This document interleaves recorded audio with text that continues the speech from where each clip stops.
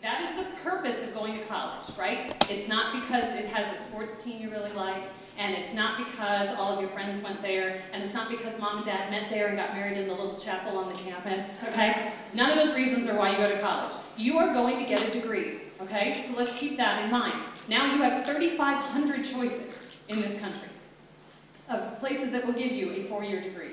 So you need to start narrowing that down. That's too many to choose from.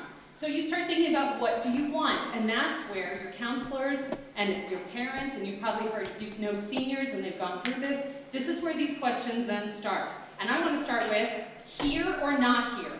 And that question is, are you going to stay close to home, or do you want to leave and go someplace far away? I want to challenge you. I don't usually talk about Mason when we're doing panels like this, but I do want to challenge you on behalf of all the schools in the DC area. Why do you want to leave this area? If what you're thinking is that you want to leave. This is a fantastic area to think about staying. I would just like to put a pitch in. Washington, D.C., lots of opportunities, lots of great research, internship, apprenticeship opportunities. I love that suggestion to go to college and do an apprenticeship. I think that's a fabulous idea. This is a fantastic area. You've only known it because you've grown up here, but think about that when you are looking at colleges, that you are thinking about leaving this area. But that's fine. Then the next question is Virginia or outside Virginia? Virginia has 14 doctoral granting universities in this state. It is a fantastic state to stay and pay an in-state tuition rate. But if you want to leave Virginia, that's fine. Then your next question is, how far away do I want to be? Do I want to be able to drive home, or do I want to have to get on a plane to come home? All of these are totally fine questions, but this is how you need to start thinking about your choices. I know what I want to study. That is going to help you a lot. If you know what program you want to go into, then you just need to start looking for schools that rock that program, okay? But if you have no idea, can I see hands if you have no idea what you would study in college right now? If I said you're going right now, I don't have any idea. Perfect. You are undecided students, undeclared students, and that is the #1 major for freshmen. Some universities will sort of demand that you tell them upon application what you'd like to major in, but many of us don't care, especially in your first year. Okay? But if you do know what program, that's going to help your search. If you don't know what program, let's go on with the questions. Do I want to be in a city to go to college? Do I want to live in an apartment building, essentially, and take a bus or a subway to class? Or do I want to be in a rural setting? Do I want to be where the campus is pretty much the town? Do I want to be in a suburban setting, which is very similar to what you've grown up in, suburbs, right? You understand you're near major metropolitan area, but you're not on top of it. Do I want a public school or a private school? And this question really is about two things, cost and size. The private schools tend to be a little bit smaller. The public schools tend to be a little bit larger, but that's not necessarily always the case. Cost is a very important thing. We've heard everybody mention cost so far. Have an honest, please just do me this favor, have an honest conversation with your parents at some point. Because what's happening right now in my timeline, the seniors you know who've applied to colleges, their parents are calling colleges now and saying, I need more money for this to be a possibility, especially if you're looking out of state, or especially if you're looking at a private school. Have those conversations early on about what is possible for your family. You should never apply to a college assuming that you are the world's greatest academic gift to humanity and that we will pay for your entire tuition. Please don't apply with that in your head.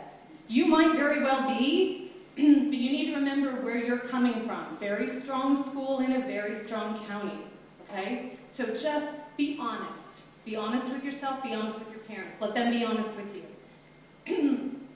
Now, what kind of campus attitude do you want? Do you want a school that's a very sports-driven, spirited atmosphere? Do you want a very academically challenging atmosphere? Do you want an atmosphere that is very Greek life heavy, like it's very important that you're part of a student organization? These are all good questions to think of as you're narrowing down your list. And then there are all kinds of extras. Am I allowed to have a car freshman year? That's my #1 most popular question that we get. Am I guaranteed housing freshman year? Am I guaranteed housing beyond my freshman year? Especially if you're moving away from this area, housing on campus is going to be something you may want to think about. What about the percentage of men to women? That's an important question for some of you, maybe, yes? No, you're getting giggles. Okay, So all of that is what you want and what you need. Next thing is, what have you heard? What have you heard? And you hear lots of things about schools, yes? You hear things from friends you know who've applied. You hear things if you've got an older brother or sister already in college. Your parents have an opinion. There are rankings all over this country about colleges. You need to take every one of those things with a grain of salt. What you're hearing is a little bit different than the research I'm going to ask you to do in a little bit. What you're hearing, take that in, but remember, everybody has an individual experience. Your parents went to school 20 years ago. They may not be the best source of information on what that school is like today, okay? Your friend who went, your boyfriend who's already there, your girlfriend, they may not be the best source of information. They're going to be able to highlight some things or maybe put something on your radar, but remember, this is all things that you've heard. The third thing is, what do you know? And here's where I want you to do some research. You have to do some research. Luckily, the internet makes this very easy. Every college has an admissions webpage that has all kinds of information about that school. Not just how to apply, but details about that school. You have a career center in this building, and Ms. Ostrom, who will help you figure out what schools are worth you looking at, what schools make sense for you. So research the schools, but then you're also going to be doing some research of yourself. And this is what Victoria was saying too. If you have a 3.0, don't apply to Harvard, is what she was saying. I will say this a little bit differently. It is very important that you know the kind of student you are when you are choosing these schools. There are some sexy schools out there with names we all know, and they're very fun sounding, and I want to go there too.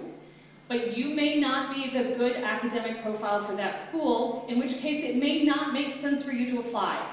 You have counselors, a career counselor, everybody who can help you make that decision about whether it makes sense for you to apply to that school. Know yourself.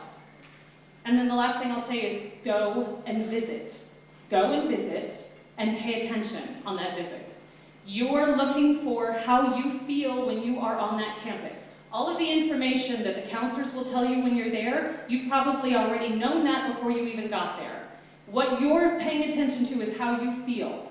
Do you feel at home on that campus? Can you see yourself on that campus? Do you relate to the students that you see walking around you on that campus? Those are the things that a visit will help you experience that you can't get from just visiting a website. Okay, thanks.